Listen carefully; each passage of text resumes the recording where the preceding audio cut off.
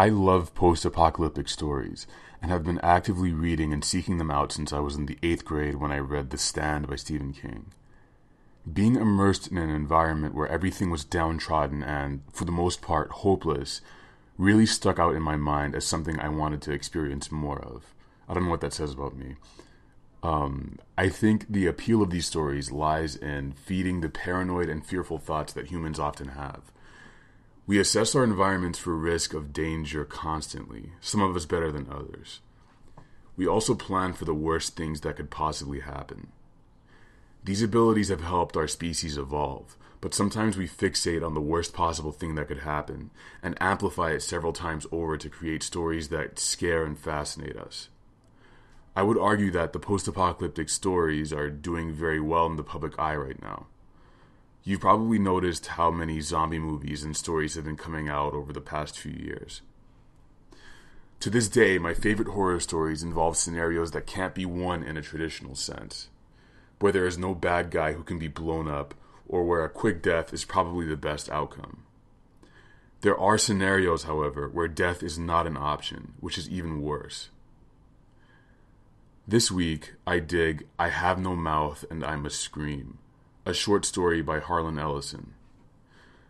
The story opens with a cast of 5 humans living 109 years after human civilization has been completely destroyed by an omniscient and omnipotent supercomputer that calls itself Am. These 5 humans are the last people on the planet, and Am has basically made them virtually immortal so that they can't die and escape him. That's probably the aspect of this story that scares me the most. At this moment, I can't think of any villain that is more sinister, evil, or brilliant than Am, and that alone makes this story worth your time.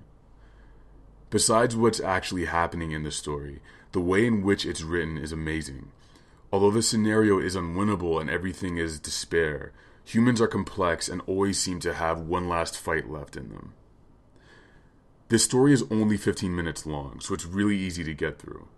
And on top of that, I found the story here on YouTube, read by the author himself. The production on this reading is excellent, and Ellison reads the story in character. There are points where he's screaming and laughing like he's about to lose his mind, and it's really great to listen to. There was also a computer game made based on this story in 1995. It was very mature and intricate for its time, and I had a lot of fun watching the Let's Play session from Necroscope86. I'll put the links to the videos here, and also in the show notes. If there's a short story, or a film, or a painting, or a song, or an album, a music video, anything you'd like for me to dig next week, post it in the comments below. And also, if you've read the story and you have any thoughts on it, please also post that in the comments below. Let me know what you thought. Thanks for watching.